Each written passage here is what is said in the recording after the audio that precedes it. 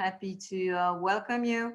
And I give you the floor. Franziska was telling us that she has a lot of material, so she's happy to receive questions during the talk. So with this rule, so please, you can write the questions in the feed or ask the question directly. Franziska, the floor is yours. Merci beaucoup, Anna. Je parle français. J'ai fait mes études à Paris, mais j'ai quand même fait ma présentation en anglais. Comme je travaille la plupart du temps en anglais. Mais si vous avez des questions en français, je peux les comprendre. Mais je vais peut-être reprendre en anglais quand même. So let me start and share my slides. I'm not a Zoom user usually. So give me a second. And let me go to full screen mode. Doesn't have, there we go. So yes, thanks Anna and Olivier for the invitation and also for the kind introduction. I do remember that seminar in Paris. I think it was in 2007, a long time ago. As Anna said, our research questions related to natural gas and other fossil fuel sectors have evolved since then. My research question has increasingly turned to what's the interaction between fossil resource markets like natural gas and climate change and climate policy. So I want to present a little bit of a potpourri of work that I do with a lot of colleagues, both at DIW Berlin, where I'm primarily based, but also in the larger Berlin crowd, like TU Berlin, and also with my second affiliation, which is with the Norwegian University of Science and Technology, NTNU, where colleagues like Ruud Egging are based. You know that we have an increasing problem in terms of climate change, which is often approached by the global carbon budget. And I like what the MCC here in Berlin is actually visualizing in terms of how large our remaining carbon budget is. You can go to the link later on. I will send my slides to Anna and Olivier. And they tell us, well, we have, depending on the target that we have, on the warming target, we have either a little more than a gigaton, this is from a screenshot from yesterday, or if you have a 1.5 degrees Celsius target of global warming, we have less than 300 gigatons of CO2 left to emit before, we really have to turn negative, or we have to turn zero and maybe negative in terms of our net emissions. And that's the target to avoid catastrophic climate change. So reducing and avoiding eventually emissions does naturally affect our fossil resources that we all work on, but it may affect the different resources, but also the different countries and regions quite differently. This is something that McLeod and Eakins in their 2015 paper in Nature probably have told as the first to a larger and wider audience, where they said, look, this means something different in terms of how much reserves need to stay in the ground for natural gas than it means for oil, than it means for coal. So it would mean a lot of the coal, 88% globally, would need to stay in the ground, 52% of the natural gas, and 35% of the global oil reserves. But it would also mean some differentiation between the world's regions. For example, in terms of coal, it would mean that here in China and India, about 77%, so less than the global average, would need to stay in the ground, while in terms of oil, say in the Middle East, about the global average, 38% would need to stay in the ground. In terms of gas, maybe some iconic place that we've looked a lot at in the last decade. In the US, only 6%, although I suspect that this is a conventional natural gas, would need to stay in the ground, and everything else can potentially be used. And what they use to quantify that, if you don't know it, was a global times model, where they say, well, until 2050, we have this carbon left. Is this a comment or was it just a technical mistake? Probably the last one. So they really told us, McLeod and Eakins, well, we need to look at the different countries, but also at the different resources separately to find out what can they actually contribute and possibly also how to climate change mitigation. And that's exactly where my research starts, from that premise that we need a country-specific or region-specific and fuel-specific analysis to find effective strategies to phase out fossil fuels because, well, in the absence of a first best policy of a global CO2 price, we need to think about how to phase out fuels. So specific analysis for countries and fuels can help us finding answers to questions like which strategies do we need, so which policies concretely can be effective, how should they be designed, which obstacles, which fundamental market structures do we need to take into account, also which governance schemes for individual sectors, say the oil sector in the Middle East, do we need to consider to actually see which actors will be willing to participate in climate change mitigation, which ones will not be constructive and will not cooperate. And that can also help us in finding ways and strategies of incentivize them to cooperate. A question that's very important in my group at the moment is which assets in the market's value chains are at risk of becoming stranded as we phase down the use of fossil fuels. And maybe some of those phase down experiences and phase out experiences are actually market driven. And there doesn't need to be policy action, or there needs to be a reduction of pro fossil fuel policies. So really, I argue that we need relatively specific analysis to find effective strategies to reduce emissions from the use of fossil fuels. To do this, I use mostly, but not exclusively, numerical models, which are sectoral models, large-scale global models. And in my group, and sometimes together with colleagues and in you, we have models for the natural gas sector, that's the global gas model. For the oil sector, that's Oilmod, and for the global coal sector, that's Coalmod World. And we also developed, we call it a multi-fuel model for, well, sort of similar to the Times model if you want, but with a different approach that we called a multi-mod, a multi-fuel model. And at the moment, I do much of that research with my group in the framework of a project that's called 4C, which stands for Fossil Resource Markets and Climate Policy, Stranded Assets, Expectations, and the Political Economy of Climate Change. We are very happy that Olivier is a scientific advisor in our project, so he knows some of what I'm presenting today already. But still, I think it's interesting to all of you. So in 4C, we study exactly the questions that I had on the slides before, but some of the colleagues at the other institutes, which are IFO in Munich and the Resource Economics Chair at Humboldt University in Berlin, also have other foci, for example, on financial markets and financial actors and their investment behavior, which is also a sort of, or a type of stranding if company assets, if company shares lose their values. So we combine basically numerical modeling, game theoretic modeling with political economy modeling, also theoretical modeling, with econometrics, and to give sort of a broader picture. And I want to discuss some of the examples that we've worked on in the project.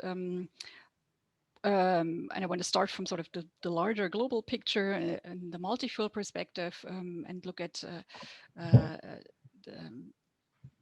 the risk of asset stranding across fossil fuel sectors in the multi-fuel model, before turning to the individual sectors of coal, natural gas, and oil, and pick out some of the examples that we've recently worked on in those sectors. Because actually our work in the research group is very much a little bit structured by sector, and then we actually look at individual examples within those sectors. But let's start with the multi-fuel perspective and quickly remember what stranded assets are. Stranded assets, according to Caldecott, who's sort of been doing a lot of the seminal research in this asset stranding of energy and in particular resources literature. So stranded assets are assets that suffer from unanticipated or premature write-offs or downward revaluations, or are even converted to liabilities.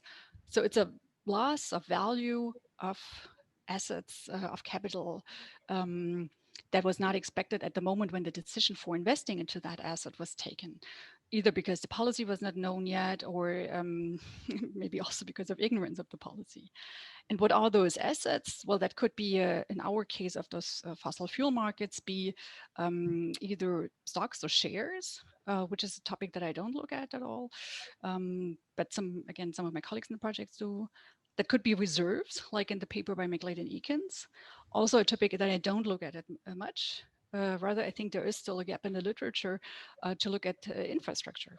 I mean, all of those sectors have a lot of specific infrastructure, specific assets that cannot be used or very difficultly used for other uses, say, if we go to natural gas again, say liquefaction or regasification terminals. And if we don't use them anymore for their original purpose, well, they become stranded very quickly. And why is this a problem? Well, of course, it can come or it can entail economy-wide risks, just as a loss of revenue, but it can also cause and lead to obstacles, and very effective obstacles, to climate change mitigation. Namely, if the actors involved in those infrastructures, if the actors gaining revenues from those infrastructures are starting to oppose the climate policy. And in the German context, there's probably a sort of an extension of that, or a third reason, if you want, that we have made the experience that a lot of those asset owners will actually claim compensation payments. You probably heard of the German decision to phase out coal, and that comes with a 40 billion euro bill in terms of compensation payments in different types. So it can also be very expensive to lead to stranded assets. And that, of course, is another problem that can actually become an obstacle to climate change mitigation, to the climate policies eventually. So here across fuels, we use the multi-mod model, which is really a global model with about 30 regions across the world for all fossil resources, and a relatively simplified representation of the downstream use of those fossil resources in the transformation sectors. This is now work on global scenarios that I did with Dawood Ansari in the past 3-4 years, and that we published last year and the year before. We used the multi-mod model to design or to quantify 4 scenarios that we designed previously in a scenario planning approach with workshops, with qualitative scenario planning methods. And those those are effectively climate policies scenarios, but richer than just a variation of the climate policy stringency. And they are relatively extreme, but they're not necessarily the most extreme within the scenario cone. So in addition to a business as usual scenario, which is sort of, well, almost a muddling through, but not in the worst sense of the muddling through scenario, where we continue to have the sort of ambiguous energy system with the coexistence of renewables and fossil fuels. There's also a continuation of conflicts. So sort of it's more or less what the IEA calls the stated policy scenarios. So a scenario which doesn't help us and doesn't bring us to 2 degrees Celsius warming target, but rather sensibly above, let's say 3 or 3.5 degrees Celsius warming. So in addition to that scenario, there is a worst case scenario, at least in our setting, that we call survival of the fittest, where we say, well, those conflicts are actually exacerbated. We have an even more isolationist behavior of countries and nationalist behavior, a complete disregard of decarbonization, which ends in large-scale climate catastrophes because the carbon budget is used up, and even the 2 degrees Celsius carbon budget is used up well before 2040. which leads to, well, those countries mostly affected by climate change effectively, yeah, not being able to run a normal economic model anymore. The other extreme in our set of scenarios is the green corporation scenario, where we rather have a revived global corporation, a revived global cooperative effort to eradicate both climate change and poverty. So that also with the bottom-up societal commitments, we have a sort of movement to green civilization, green societies, and green growth. So this is definitely a scenario that keeps emissions below a 2 degrees Celsius warming threshold. The other scenario that keeps emissions at least at the 2 degrees Celsius warming threshold is the climatique scenario, where a carbon removal technology, and we don't really give it a name because that's not our expertise, helps in curbing emissions, even though there's not a full energy transition as in the green corporation. But there's sort of, this is a scenario where this hope of a technology solution, and it could be a mixture of nuclear, direct air capture, and something yet to be invented, that actually helps in, that actually leads to reducing emissions effectively, and yet allows for continuing to consume energy in a very similar way as in the business as usual scenario. So without looking at the detail, basically you can think of the green corporation. If you just look at the renewables share in the electricity generation of those 4 scenarios, you can think of the green corporation and the survival of the fittest as sort of the most extreme, in terms of largest or lowest share of renewables. And that's relatively similar in the other indicators. Say it's reflected in coal. It's a little different in oil, where the business as usual scenario has a higher oil share than the survival of the fittest, basically because the survival of the fittest, as I said, is a scenario with the climate catastrophe, so that substantially affects energy demand by those regions that are affected by climate change. So we see a strong decrease in energy demand across sectors after 2045 or after 2040. Why am I mentioning the extremes? Well, because we use those scenario numbers where we get a lot of data for different the different sectors to construct an index of asset risk. I'm sorry, of stranding of assets. So an index of the risk of the assets in those now 3 fossil fuel sectors becoming stranded. And that's an index that brings together, on the one hand, the dependency on fossil fuel production in a particular region, so the dependency on producing that particular fuel, oil, coal, or natural gas. And on the other hand, the divergence amongst the most extreme scenarios for that particular fuel in terms of capacity utilization. So that idea of assets, and here of infrastructure assets, enters here. And we looked at it in a paper for world development with a focus on some developing regions, namely the Middle East, China, and South America. And we find that for the Middle East, not surprisingly, the risk of asset stranding is highest in the oil sector. And it's relatively high, but it's not at the highest, which would be an indicator value of 1. It's 0.45. I'm sorry, 0.54. The risk is slightly higher even for China in the coal sector, and it's also very high in South America for oil. Across fuels, this is what the average here means. It's for each region, it's relatively low with 0.52. So it's probably not surprising, but it's just confirming what we already know, that really crude oil is a big dependency issue for the Middle East. And why is this indicator here not 1 for the Middle East? Well, it's because the spread is not huge between scenarios. The Middle East is sort of the last provider of oil, even in the lowest oil consumption scenarios. And similarly, China continues to use some coal, even in the lowest coal consumption scenarios. I think there are questions in the chat. Let me try Yes, there are a few questions. Yeah. To open that window.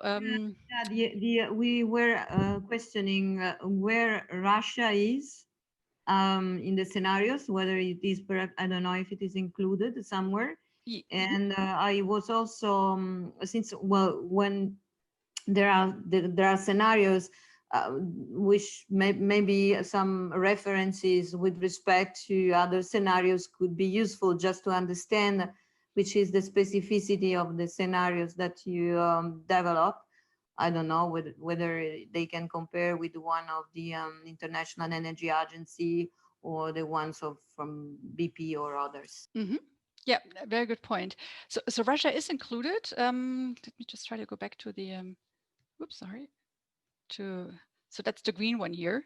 And it's a little, yeah, so I hope you can see it. So Russia is definitely part of that. It's not included, it was not included in that particular study because, well, it was for a special issue in world development where really the question was look at developing countries. Even when we said we want to look at Latin America, they were like, or China, is it still developing? And Russia was something that they didn't find interesting because it's not a developing country in that sense. And I think we never computed the stranded asset risk for Russia. And that would probably be interesting given that Russia does export and use or produce all of the three fossil fuels in very large amounts. And those the comparison between of the scenarios to other data, I don't think I have the slides here, but it's something that we actually did in a paper for EEP, the journal of the IEEE, where we compared both to let's say global institution like the IEA, but also the World Energy Council, to other academic publications, and then also to oil company publications that you mentioned, like the one by BP or Equinor or Shell, because they all also have outlooks, and we also call this an outlook, this set of scenarios. And the business as usual is, as I said, relatively close to what used to be called new policies and now called stated policies by IEA. Green cooperation is much more extreme than any of the renewable scenarios by the international oil companies, is not as extreme as the 100% as a 100% renewable scenario. And there are a couple now in the literature, for example, by the group of Christian Breyer in Finland. So it's sort of, it's not a 100% renewable scenario, definitely. And survival of the fittest and climate tech are sort of out of the regular range of scenarios that are in the regular outlooks. I mean, they're all very similar. In particular the oil company outlooks, and they have a little twist here. Those two scenarios, which are slightly different. So I invite you to look at this e-paper. I admit I didn't have the time yet to do a good literature slide here at the end of the presentation, but I will do that. And when I send these slides to Anna and Olivier and Valentin, that will have a literature slide with that reference as well. So let me go on. So from that sort of cross-sectoral perspective, which basically tells us, well, stranded assets is an issue. I want to turn now to the individual sectors and dig a little deeper and highlight some specific aspects, which may not be the most relevant, but it's basically what I've worked on recently in those particular sectors. And they do present us some features that may be relevant for other sectors as well. So here for coal markets, I want to look at something that may be a little bit puzzling. That is, at least compared to what I said at the beginning, we don't necessarily or need phase-out policies for all fuels and countries, because in some countries, like in the US, and also very much for coal across the globe, the market may actually drive out that fuel. Yet, in particular in the US, again, it's an issue that we have political resistance to that market development. So it's still an issue of making that creating awareness for that trend, and letting the market work as well. This is one of the markets that I've looked at much with the model, the coal mode world model. This is actually one of the models that we make available open source. This is on the DIW website, which is a trend that is pretty big in Germany, that we try to make much of our research open to, well, to be part of the academic discussion. So if you're interested, if you have some OR background, this is an MCP model, but a relatively simple one, so a mixed complementarity model, which still assumes competitive players, so no market power, and the players, the relevant are producers and exporters in the value chain. But even though there is a focus on exports, it's still a model that also includes domestic coal use. And I say quite easily coal, but it's not all of coal. It's steam coal, which is the largest share. It's like, let's say 80% or so of all the coals produced and consumed.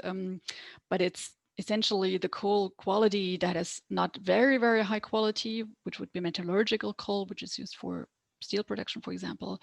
And it's also not the very low range of coals, which is lignite, brown coal, that is used usually mine mouth, so exactly at the site where it's mined, because it's so low in energy that it's not worth being transported. So those are two types are excluded, and we look at thermal coal, which is the coal that's mostly used in electricity generation, not uniquely, but mostly, and that is also transported for that purpose. And this is a long time model, just at the multi-mod model before. It also goes to 2050 with a similar approach of not calculating every year, but in 5-year steps. And it includes, in terms of capacities and assets, it includes the production assets, the production capacities, and transportation assets, so railways mostly, but not uniquely. In some countries, it's different types of transportation. And it includes export terminals, because you cannot just use any coal or any port to export coal. You need specific units that can accommodate coal. Basically, they have ignition control and those types of installations. It's not very complicated in terms of technology, but in most countries, you need licenses to build an export terminal, and that is sort of the constraining capacity to get such a license. So we include those assets on the supply side, mostly in the coal sector model, because that's where it's been constraining. So I already said maybe coal, there will be a market-driven phase out across the globe. It's not necessarily in the scenarios yet, and that's certainly a little puzzling. This is some recent scenarios that I published with my colleague Chris Hauenstein from TU Berlin this month. And if we take a scenario that's based on IEA data, IEA stated policy scenario, that's here, that range between orange and gray, and I explain the difference between the two in a second, then we see there is a strong assumption of sort of stable coal demand, maybe a slight rise, and then going back to current levels. So that is totally contradicting what I showed you with that global carbon clock from the MCC on the first slide.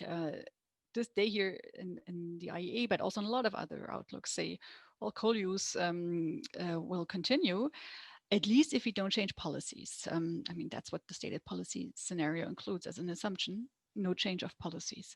If we change policies and say implement a moderate carbon policy, like here in that GCAM carbon policy scenario, this is a relatively low global carbon price scenario, then we get to some reduction of coal use by, let's say, a third or so to 2050. And at least in the scenario set that I present here, only a pretty extreme scenario of a 1.5 degrees Celsius scenario, and this is here, let's say the average of IPCC scenario, 1.5 degrees Celsius scenarios that are sustainable. They were collected by a group that's called Climate Analytics a couple of years ago and classified as sustainable. Only such a 1.5 degrees Celsius scenario will actually lead to an effective reduction and getting almost to zero in coal production. But that also tells us if you want to have effective climate change mitigation, we will need to go to zero with coal. It's probably not very surprising to you.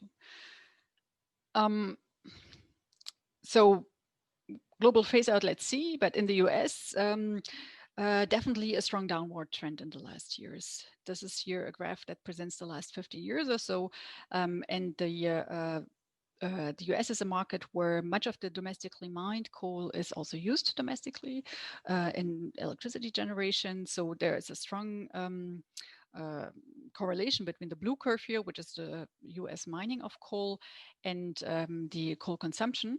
So the gap, I'm sorry, the gap is exports, and that's it's a relatively small share. The electricity generation sector in the US was dominated by coal until about a decade ago.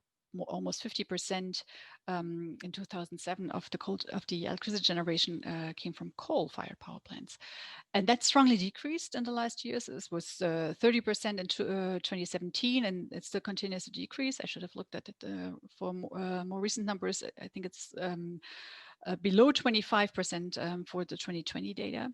So it's really a really strong decrease. While at the same time, of course, you know that gas has increased tremendously. That's the gray part here in the columns, but also renewables, and that's really seen, of course, starting from low levels, but it's seen a really strong increase.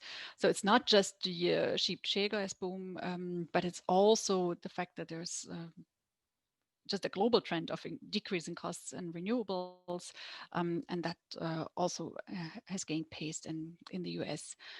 In addition, but really with a much smaller effect, is where the environmental regulations that were tightened under the Obama administration, and also, but they were already in place for many of them since the 1980s. So that is why they cannot be held responsible for the decrease of coal in the last decade. Surprisingly, that sort of downward trend, which I believe is not a trend that will stop anytime soon, is not something you can see in most of the models and scenarios that you find for the North American and the US energy sector.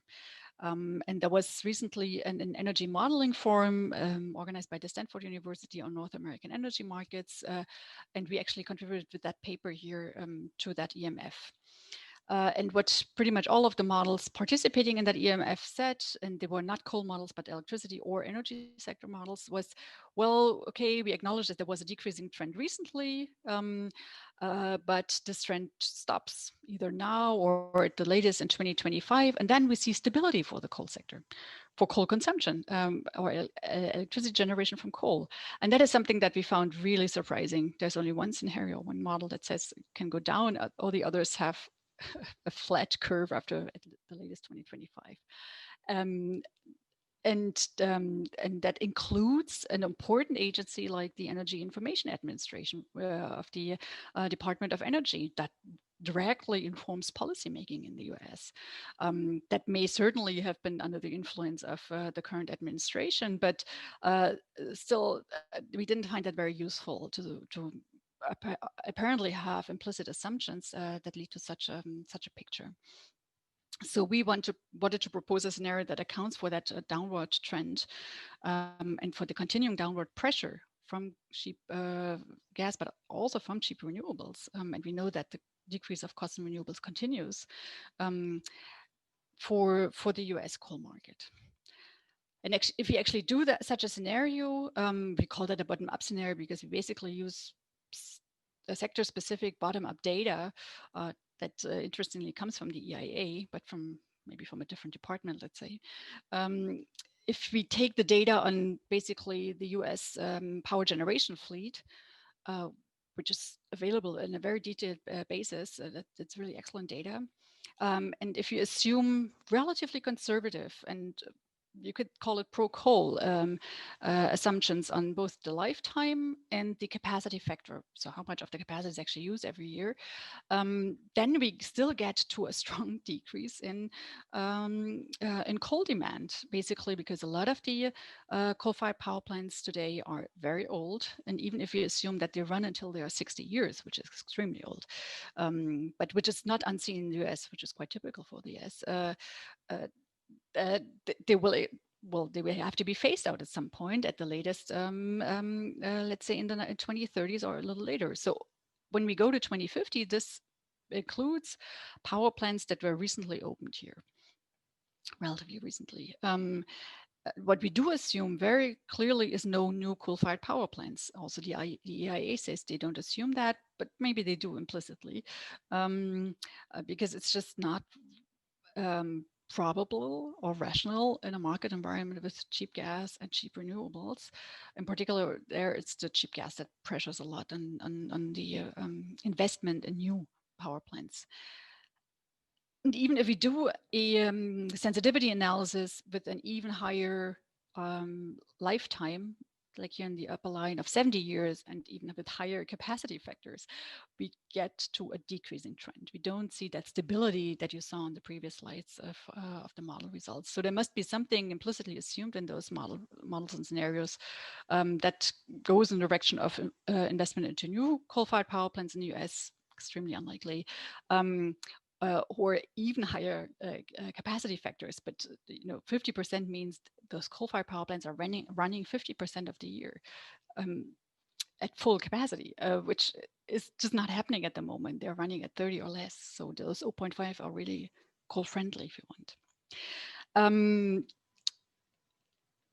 So we get to a very clear picture of a decreasing trend, and then we wondered, well, can there be something that can actually stop that?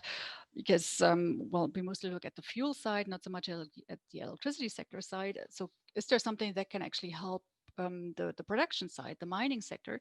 And that could be potentially exports. In the standard setting, we do allow exports as they are currently operating. That is from the East Coast and from the Gulf Coast, but not from the West Coast, which is where some export terminals have been proposed for many decades, but none of them was allowed, mostly in environmental reasons. As I said, they need licenses to construct terminals, and they are not granted there. But if we do assume that some of those export terminals that have been proposed can actually start operations on the West Coast, then we do find higher production, and we do find exports from the West Coast, mostly from a basin, from a coal mining basin close to the West Coast, the so-called Powder River Basin. And then that would be exports going to Asia. That is basically the energy demand center. And that would also still have coal demand growth.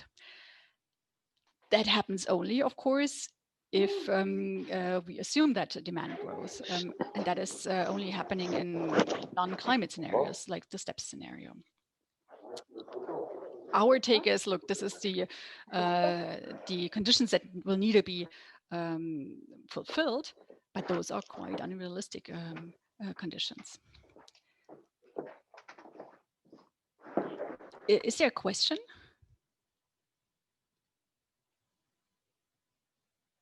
Not sure. I also don't see anything in the chat. Okay. Sorry, no, I'm in Zoom and not in.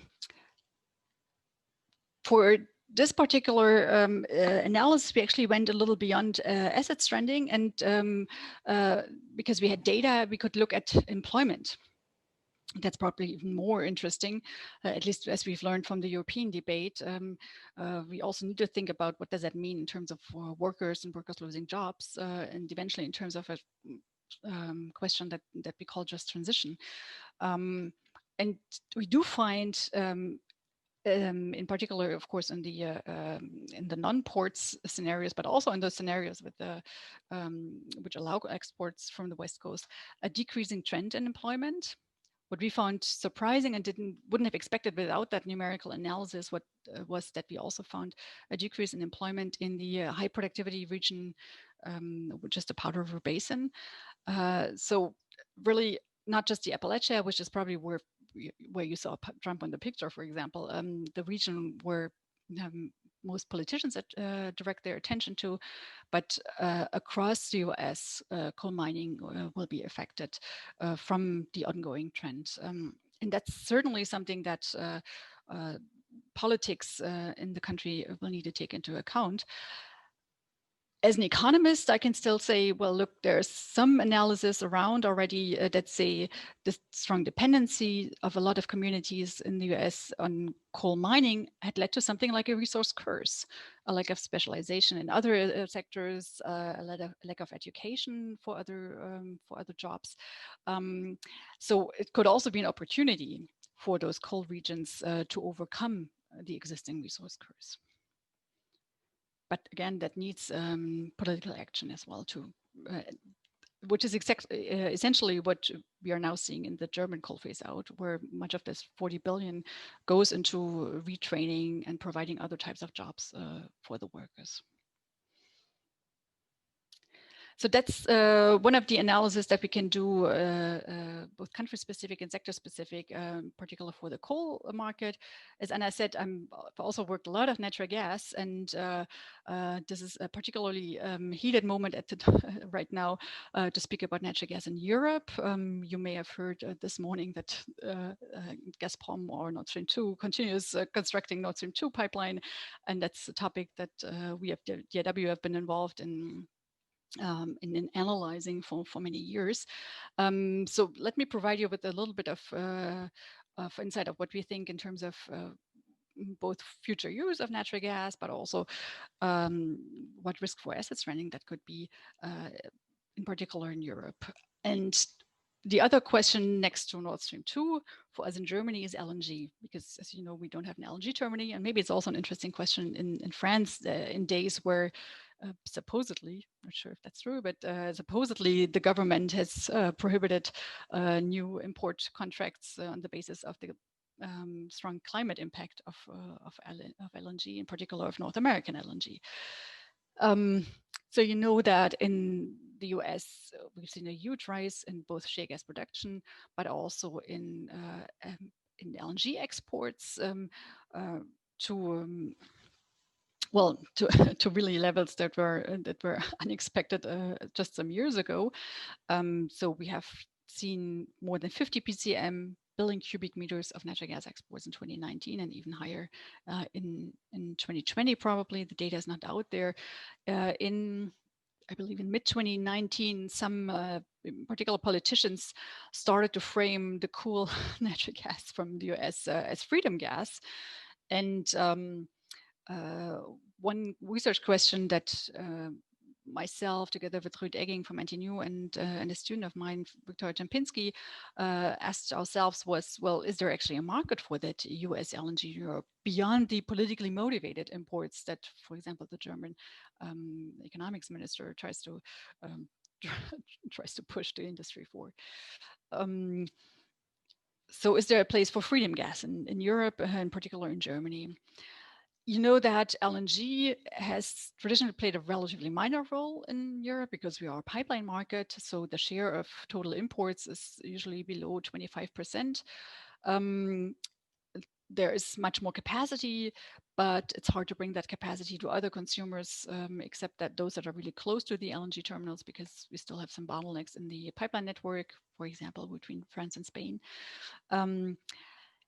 Yet we've seen quite a vital and dynamic hub development, at least in Northwest Europe, where if you look at the table here below, in particular the TTF market in the Netherlands has become extremely liquid, or very liquid, let's say, and really attractive to natural gas sellers.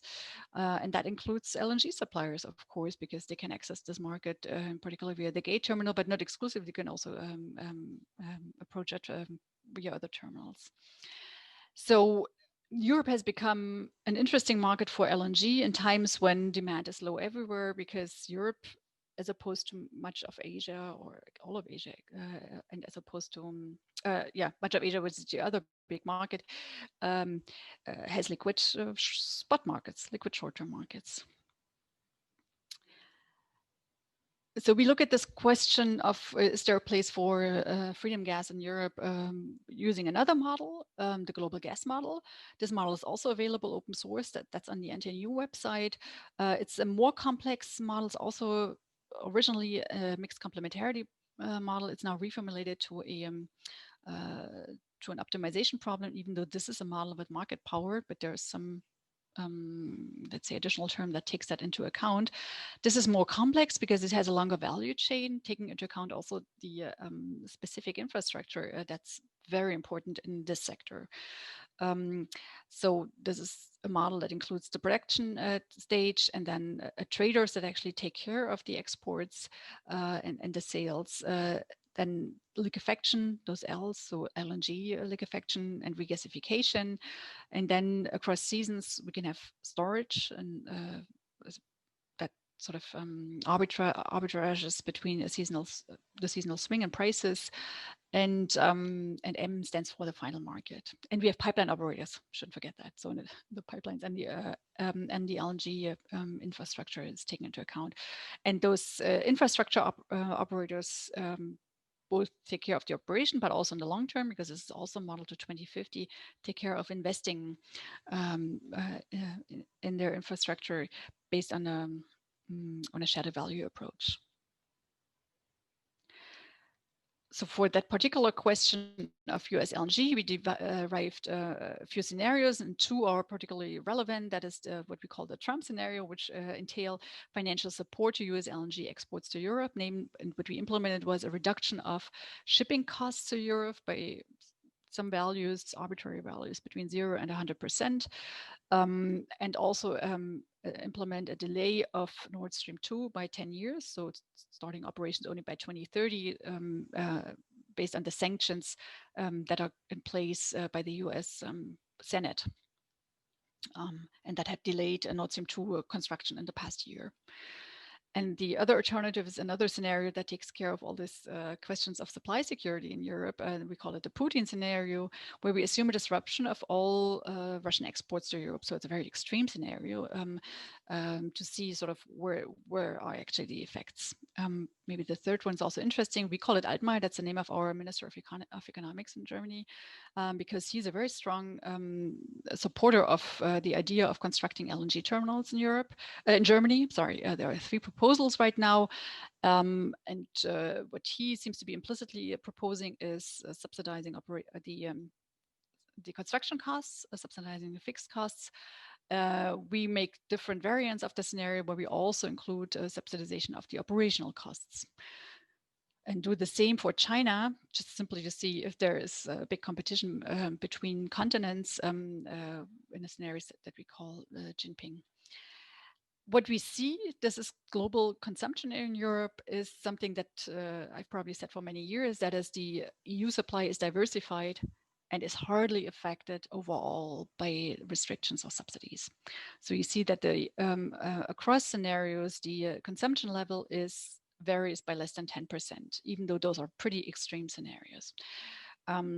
So of course, consumption does reduce a bit in the Putin scenario. So if there is no supplies at all anymore from Russia, but it doesn't go down by 100 or so BCM, it goes down by 30, I believe, BCM, simply because there's a lot of replacement available, for example, in the form of LNG. And if there is a lot of LNG, cheap LNG, subsidized LNG available, like here in these Trump scenarios, well, consumption is slightly higher. And in particular, North American LNG exports are considerably higher. This is the values here. They jump from about 25 also to 100, even longer, and in later years, even higher values like 115 BCM per year, and that's a lot. I really acknowledge that. And on the expense of other suppliers that would deliver less to Europe, for example, Russia, but not only, in particular also Norway. So a very robust picture in these high total EU numbers. What you couldn't quite see was what is the role of Germany, which is interesting for us here, where those LNG question is really hotly debated. Well, we see that only in the scenarios where we assume that investment doesn't cost anything, 0, and operational costs also don't cost anything, another 0, we get a really substantial use of LNG terminals in Germany. In the scenarios with a little bit of subsidies, those uses are extremely small. we have a continuous model with no, how can I say that, discontinuous investment levels. So we also allow for something like an investment in a 1 BCM capacity in the model, but of course in the real world, nobody would invest in a 1 BCM terminal, I believe. So those results show us, well, we really need strong strong incentives to, well, to bring in our current market environment, LNG terminals on stream in Germany. And we actually see that the projects are delayed. And this is already for demand scenarios, which are pretty optimistic. Those are reference scenario demands outlooks, basically. If there is LNG in Europe, in Germany, sorry, then this would be at the expense of Norway. You can see it here, for example, really decreasing that that blue bar here, which is our other big supplier in Germany.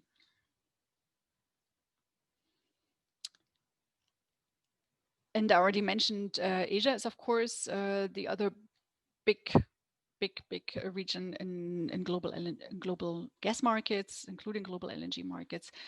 And unless there are either strong subsidies or a disruption of Russian supplies, Europe would have a much smaller share in US LNG exports than Asia.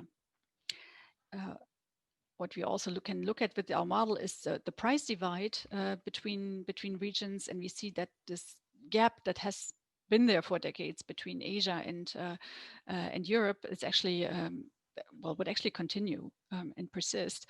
And of course, that reflects the attractiveness of Asian markets for global gas, for global LNG supplies. And we even see China, which probably has a lower willingness to pay at the moment, catching up with the rest of East Asia, with Japan and Korea. So we currently work on what does it mean, and I still don't have a final result yet. What does it mean in terms of assets? You know that in global natural gas markets, it's not just the supply side that's really important in terms of specific assets, but it's also the demand side. So here I have a picture or two pictures that show us the global liquefaction capacities by regions and by countries, and the global regasification capacities.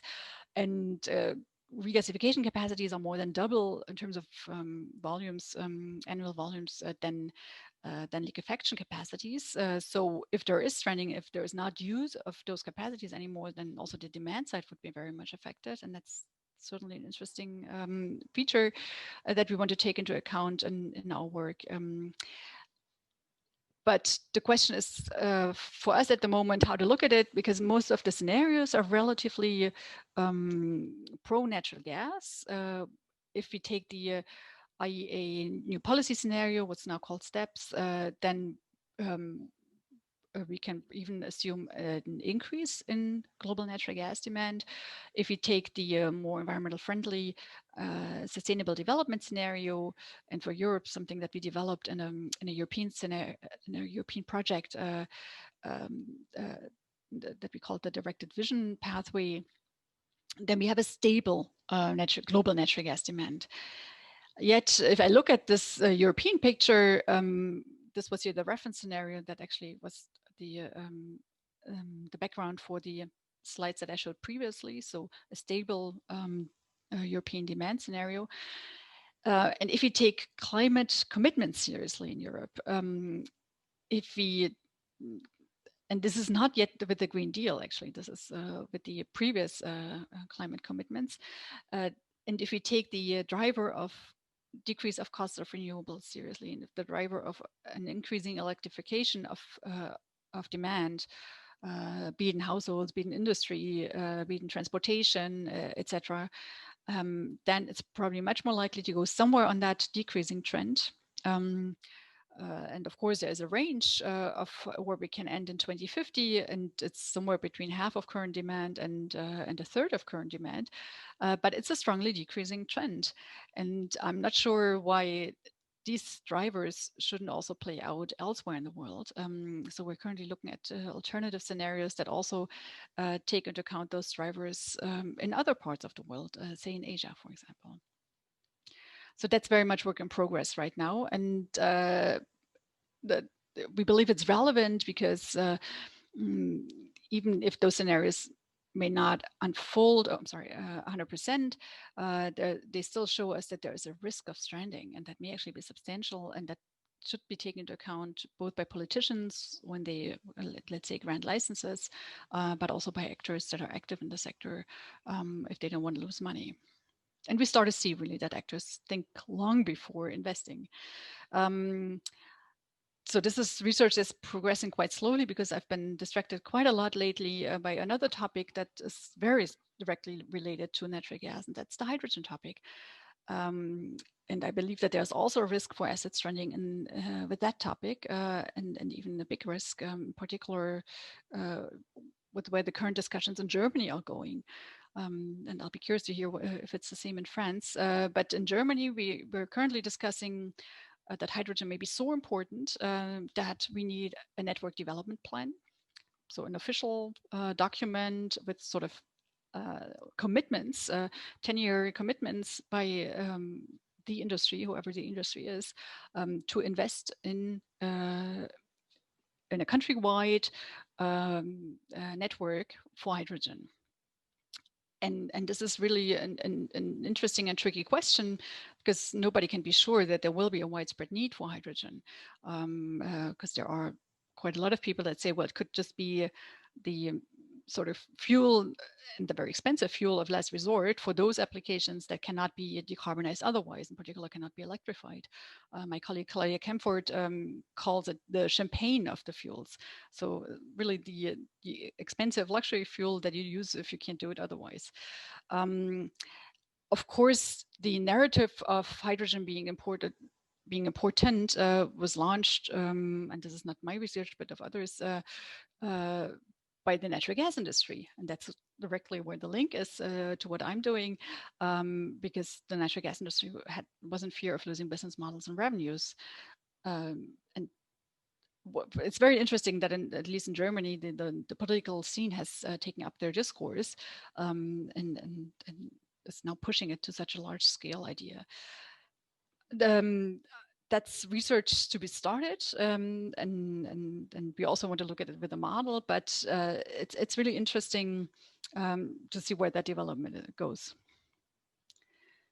So let me rather turn to the third sector, and this is a totally different approach, where I actually look at with a PhD student from Latin America, from Mexico, at oil markets, in particular oil products, and we look at how can subsidies for oil products, for fossil fuels, be phased out. This is an extremely relevant question for climate change as well, even though it's not so much in the region in Latin America discussed under that header. But it would be a very compelling measure to simply phase out fossil fuel subsidies to reduce fossil fuel use and hence to fight climate change. It's very often proposed, but despite a lot of attempts lately, for example, we counted more than 40 attempts between 2015 and 2017, so in just 3 years, the subsidy level is still pretty much at the 2014 level. So it's a very depressing outlook, and you know in France what I'm talking about, because you had the Gilets jaunes, and you know how difficult it is to actually phase out fossil fuel subsidies or even increase carbon prices on fossil fuels. This is a picture from Latin America, from Ecuador, where it's been difficult as well, let's say. So we look at one particular region now to learn how we can effectively phase out fossil fuel subsidies, because that region is both a region that has a lot of these subsidies and a region where it's relatively good and easy to look at political costs of a political decision. Essentially, this is a region where pretty much all countries have presidential regimes, And they also have survey data of presidential approval at a pretty high frequency and really across the board, across the countries. Since in their political regimes, the president is held responsible for a lot of the decisions that are taken, including decisions on phasing out or, let's say, setting different levels of fossil fuel subsidies, there is probably a pretty good correlation, if not a direct causal link, between presidential approval and fossil fuel subsidy and subsidy phase out. So we want to learn if there are less controversial ways of phasing out fossil fuel subsidies, because just from eyeballing, we know that some countries have phased what you see in the photo here, and some countries have not phased that at all, despite effectively phasing out the subsidies. In particular, Mexico was one of the latter ones. Even though it's a good number of countries, it's not a data set that lends itself to using econometrically something like a difference in difference approach, because it's still relatively heterogeneous countries, and we cannot say, well, let's take I don't know, Chile as control for Mexico and see what happened in Chile, which didn't phase out. Well, both for the reason that they are heterogeneous, but also for the reason that almost all of them had some phase-out experience at some point. So we rather take a relatively new method from econometrics to look at this question and build something that's called a synthetic control model. So this is the SCM approach, where we construct a hypothetical same country with data from other countries of the region that are that is data that is endogenously chosen by the model to compare how the presidential approval fared if there was fossil fuel subsidy phase out, or if there was not subsidy phase out, and that if there was not is a hypothetical constructed situation. We're still working on that, and we did it for 2 countries so far. We're pretty confident of the results, and also looked at a lot of the tricky little details, and that are Mexico and Bolivia. And we chose those 2 because they are pretty extreme. Mexico is the country that I mentioned has a very gradual and successful phase out of subsidies. Subsidies are pretty implicit in Mexico because well, because the country basically sets, or the president sets a price, and depending, and this is a subsidy or a tax, depending on what the world price is, and it became problematic in the 2000s that it was a pretty strong subsidy. So actually the phase out happened for fiscal reasons and not at all for climate change or climate policy reasons. Yet it was really done with gradual, very small steps, small price increases, essentially. In total contrast to what happened in Bolivia, where at the end of 2010, a very strong increase of more than 70% was proposed. This is the black line here. That's the gasoline price, also the black line here in the Mexican case. It was actually the reform was actually withdrawn after a few days because of the strong protests. What you see in the colored lines here are the presidential approval rates. Sorry, just a second.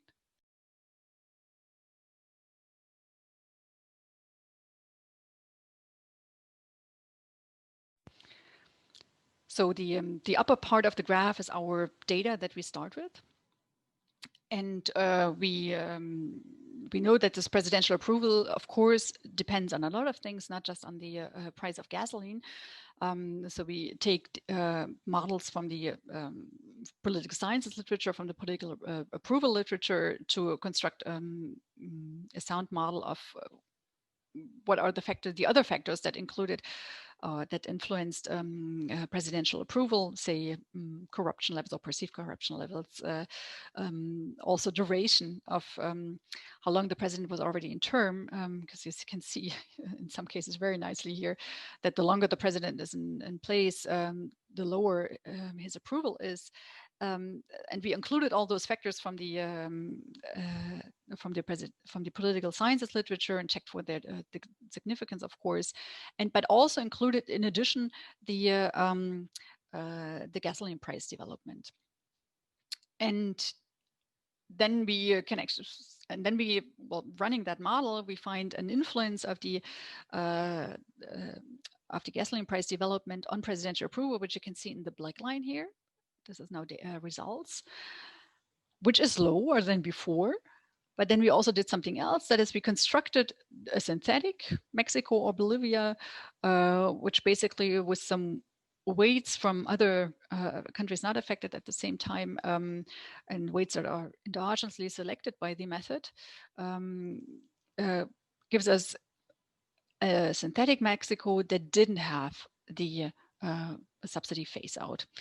And we find that presidential approval is lower due to the subsidy phase out, but it's only 10% lower in Mexico, while it is 22% lower in Bolivia. And it's persistently lower in Bolivia for a longer number of quarters, despite the reform being withdrawn after just a few days. So we're relatively confident that just from this already we can say, well, the gradual reform, the Mexican type of reform, seems to be politically less costly than a big on-off change with a large price hike. So in terms of what would we recommend to a country that maybe goes and wants to go in the direction of a fossil fuel subsidy phase out, that is definitely a gradual reform. But Mexico did changes every half year or so in the price.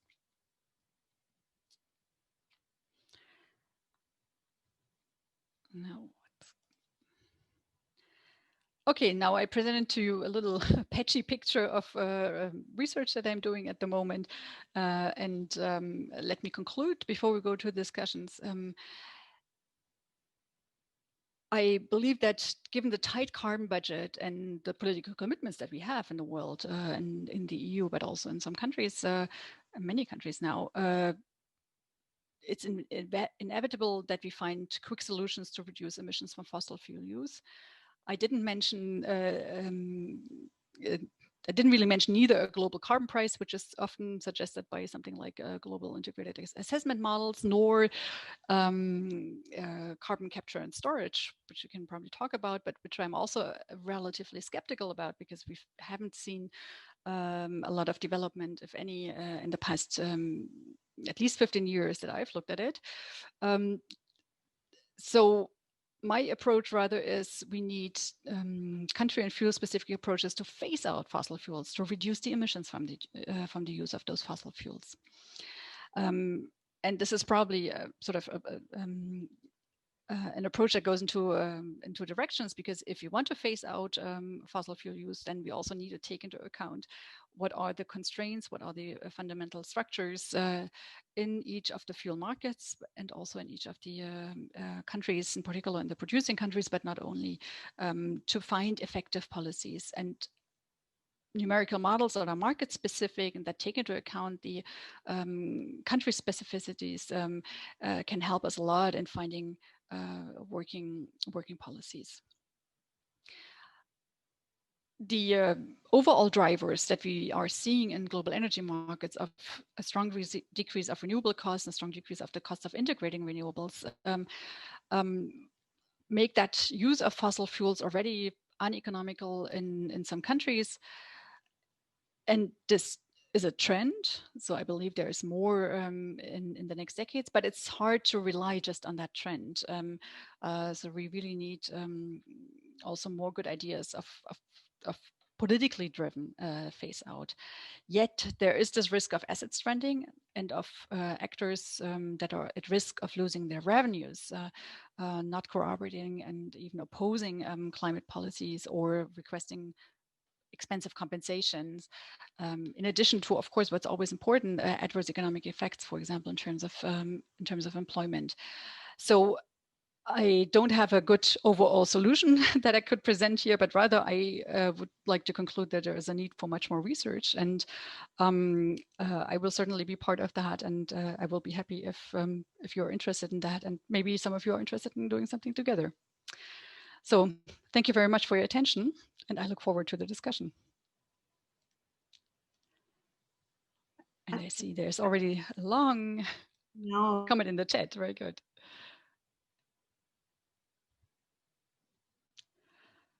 A multifaceted one. So there are many industries, many kind of assets.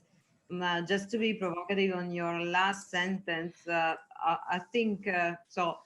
Somehow you say there is the risk of asset stranding. Well, what you have shown is that this risk is already a reality. So even looking back at the first definition that the one that you have shown of 2013, I think that since then the reality of the energy and low carbon transition has already had an impact. The question that is difficult also from the research point of view is to quantify on one side, which is the residual risk, and on the other side, the real value today of some assets, because this is within also the strategies of the majors, which are, I mean, they are very secret about how they are changing the value of their assets. So just to say that the history is showing that they do have stranded assets. How they manage to give a second life to them, that's the point. I actually totally agree with you, Anna. And if you try to talk to some representatives of those, let's say, oil and gas companies, of what actually do they assume is real or is necessary lifetime for some assets, you realize, well, it's not 30 years or 40 years as they try to make believe to politicians. It's 10 or 5. So they're actually, it's okay if natural gas is phased out by 2030. I totally agree. Yeah. And, but here, at least from in our national context here in Germany, we see it's really hard to convince politicians of that. I mean, they knew that the coal-fired power plants don't have any value anymore because they are 40 years old. Still, they granted a lot of compensation payments, not just to the retraining, but also directly to phasing out plants and units. It's a really sad story. I agree. Yeah. There's also a controversial point of view from the political side, because especially within Europe, well, this is specific to what is going on in the aftermath of the Green Deal or just before. So we put in place the green taxonomy and criteria for exclusion of coal. So regulation on the financial side. At the same time, we still have subsidies to the fossil industry. So it's a little bit difficult to match all the points of the story. Yeah, I agree. And this is one reason why I'm saying, well, we probably need really specific policies for each of those problems. It's very hard to be optimistic if we just wait for one global CO2 price to resolve all that. But I acknowledge that this is not really the debate that you have in your chair. It's a big debate we have here in Berlin. No, well, you know, we also debate about the failures or the consequences of the lack of a global carbon price. I mean, to be realistic, we have to deal with this aspect too. So even though we remain convinced that all these discrepancies, there may be some incoherencies are exactly due to a lack of I mean, very strong policy in terms of pricing emissions. But still, this is the third best, fourth best, or whatever. Yeah, but that's the real world. Yeah, absolutely right. Any questions from the audience?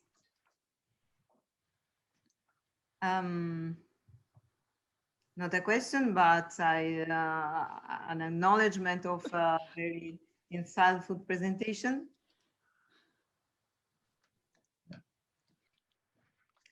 just a short question, if I can. Well, thank you very much, Franziska, for the very comprehensive presentation of what has been done in the 4C project. This is really impressive, and clearly it shows it builds on the impressive stream of work that has been produced in modeling at DIW Berlin during the last 15 years. So that's really, really impressive, and to see how now you managed to use the accumulated knowledge to address these various topics. It's really mind-boggling, I find, this collective effort. I have a few questions that are related to to understand. A few years ago, when you talked about coal, the future of coal, many experts claim that CCS could represent, a lifeline for coal in some region and so on. Is that something that is still in your mind, or it's something that is now completely outdated as a view? I would like to have your opinion on that.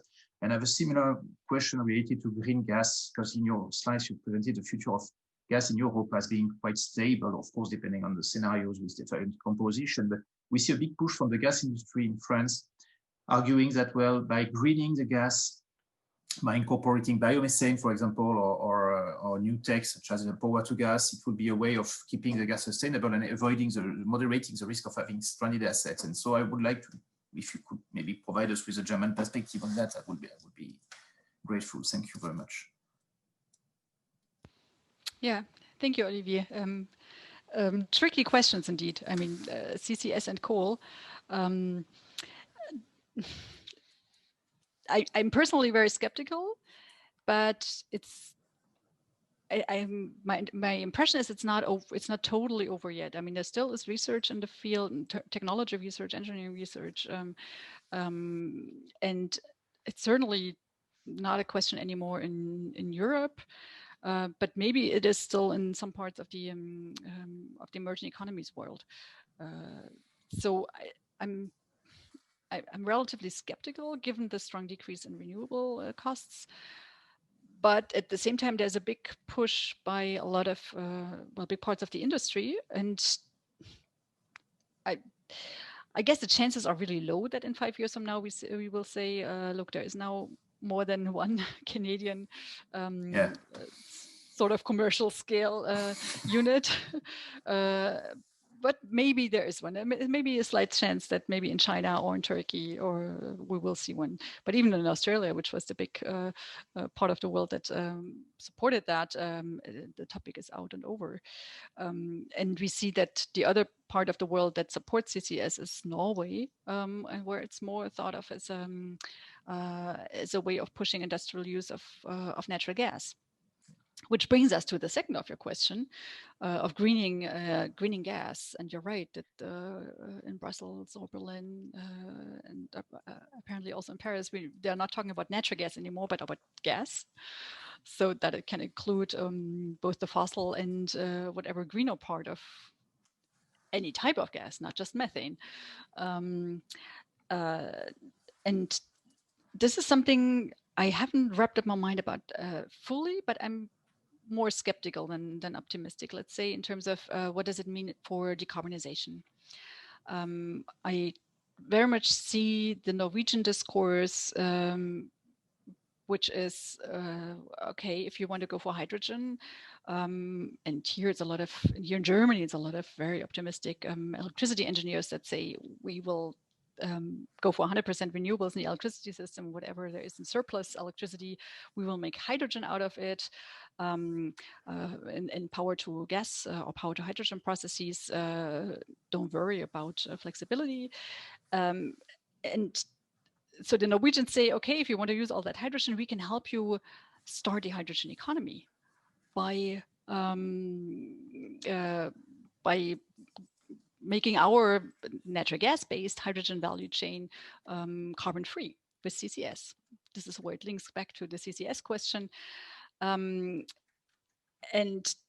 I'm not sure if once we start using large-scale hydrogen from a non-renewable source, from natural gas, that we will really end up with green hydrogen. So I'm not sure if that is really a contribution to decarbonizing European energy use. And the discussion is very blurry in my perspective. I mean, I mentioned that network development plan for Germany. Parts of that discussion is also to say, look, we simply convert natural gas pipelines to hydrogen pipelines, or natural gas LNG import terminals to hydrogen import terminals. And my understanding, without being an engineer, is that this is technically not possible. So this is more, for me, it's more marketing and lobby speech than real life. So I'm